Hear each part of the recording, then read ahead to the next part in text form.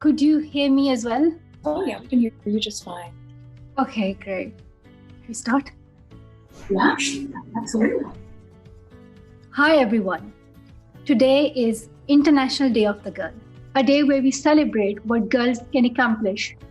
Today, I have some very special guests, the Duke and Duchess of Sussex. Hi. Prince Harry and Meghan, I am so excited and honored to have you today with me.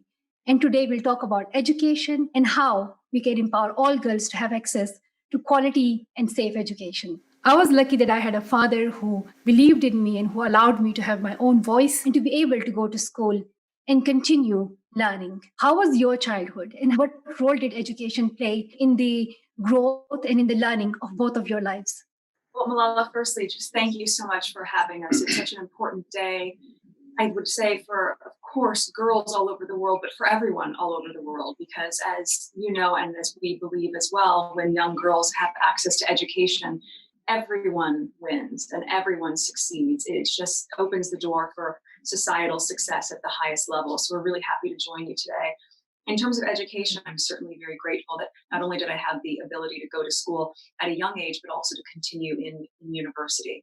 It's hard to follow that, but we do take it for granted, and it is a privilege. But every single person, every single child, every single young person across the world needs an education. And to know that there's over 130 million girls out of education right now, before the pandemic, and I think during as well, the numbers are only going to go up. It worries me and probably worries all of us the effect that is going to have, not just on the individual, but on the family, on the community, on the country, and on the world at large. To be able to raise our son in a way where everything about his nourishment is in terms of educational substance and how you can learn and how you can grow.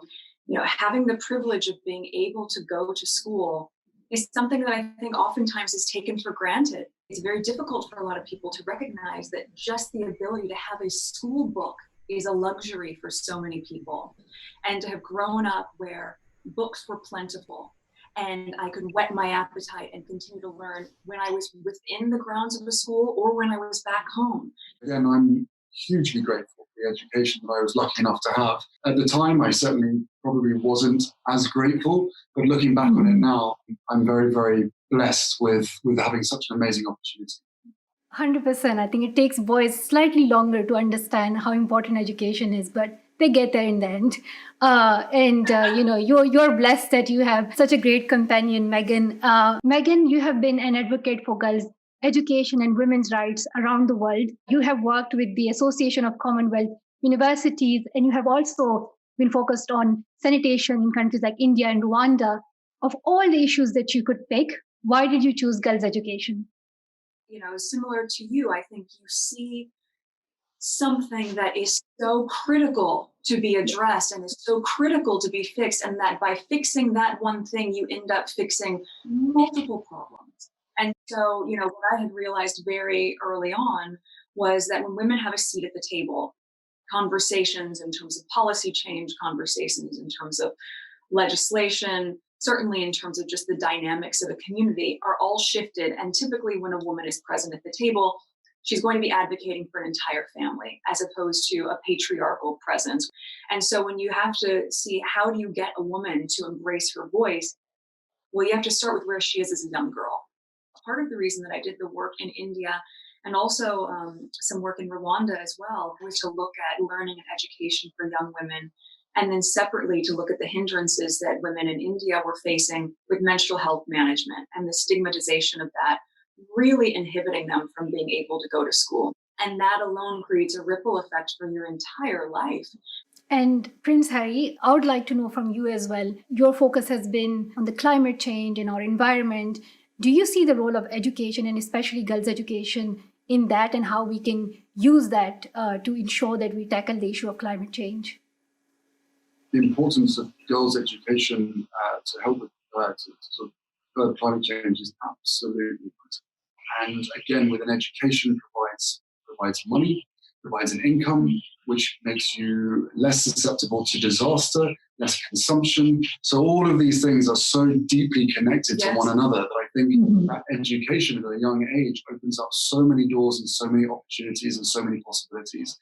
And whether it's within science, whether it's within government, women are needed more and more to be able to fill those gaps, because the opportunity is vast. And I think we know that the world will benefit exponentially from it.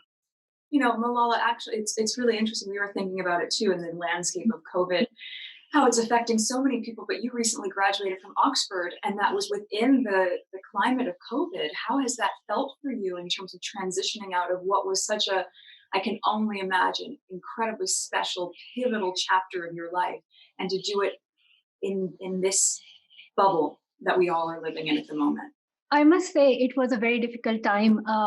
I graduated at home. I was taking my exams at home, and it was very difficult not to be in college anymore, not to be with friends, not to have those traditional ceremonies. And in Oxford, you go to the exam schools and you take your exams wearing a gown, and then you celebrate it with this thing called trashing, where they throw shaving foam and different holy powder and colors on you. It's all just part of that university life that we all missed. But I was blessed that I had the opportunity to still learn from home. Right now there are already 130 million girls out of school, but an additional 20 million more girls are at risk of dropping out of school because of this pandemic. They are at risk of never being able to return to their schools because they are likely to be pushed into early child marriages, or they might become the breadwinners or financial supporters of their families. So I am more worried about those girls right now. I think this pandemic is a crisis in the sector of education, and we need to focus on investment in education right now. It is needed more than ever. What you say is so important for people to remember, because it's not just robbing a society of the cultural richness that comes with educating young girls and allowing them the opportunity to develop into strong, educated women. It's also robbing these young girls of a childhood.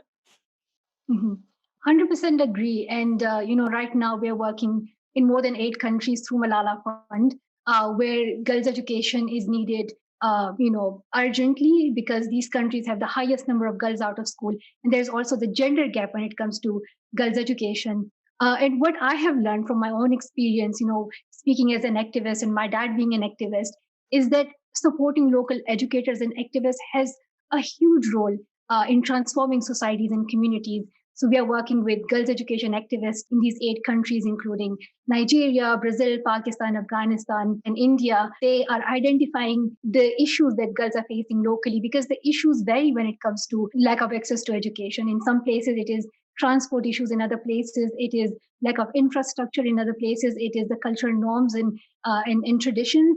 But these local activists are now adapting to the COVID changes, especially because girls are back home. They are not able to access their schools, so they're finding new ways in which they can ensure that girls do not miss out on their education. In Nigeria, our activists are using the radio there, in which they are doing daily lessons and courses in education, so children do not miss out. And globally, we have recognized that how important it is that children continue learning. When children are not in school, the economies, the society, they're losing so much. This is a loss in minds and in intellect, in invention and in innovation. So much is at stake when we don't give a young woman the opportunity to learn and to get an education. And I think there's no greater time for all of us to acknowledge that with everything else happening with the COVID, on International Day of the Girl, for each of us to make a commitment that, yes, the layers upon layers that are happening in this context of COVID-19 are immense, but all it has done is add on top of the problems that were already existing, specifically in the sector of young girls. So, I think from our standpoint, we wonder, how can we and all of the rest of us here help you continue with this incredible work that you're doing? What are the tangible things that we could do to assist and support right now? For me, I have been in that fight for a long time now, since I was 11. It started with me, myself, and now, there are millions of girls that need our voice and, that need us to work for their future. COVID has made things worse. We cannot ignore this. This is an emergency right now, and this is a crisis right now. We need to ensure that in this time, we do not ignore the issue of girls' education. Even in these global gatherings and meetings, the issue of girls' education is hardly mentioned. People are not talking about women's safety and protection anymore, and there's no actual commitment towards girls' education and women protection and empowerment. It's really important that we keep on pushing for this, that we ensure that girls do not miss out their education, they do not drop out, that they're able to return safely to school. And we also need to find new ways in which we ensure that we can have a world where all girls can go to school and everybody can do their help in that. Push your government, push your local leaders, write to them, go to Malala Fund's website, and you can find all the ways in which you can help. I really want to thank you, Prince Harry and Meghan, for your time today. But I have one final sort of last question for you, and that is, how are you spending your time in COVID? Oh my goodness. Well, on Zoom, on Zoom call. on video conference calls. But outside of that, with our little one. We were both there for his first steps, his first run, his first fall, his first everything. And it's just fantastic because I think in so many ways we are fortunate to be able to have this time to watch him grow. And in the absence of COVID, we would be traveling and working more externally and would miss a lot of those moments. So I think it's been a lot of really good family time. Those are really special moments, but at the same time, as Meghan says, we were working really, really hard because we completely understand and get how challenging this is for absolutely everybody.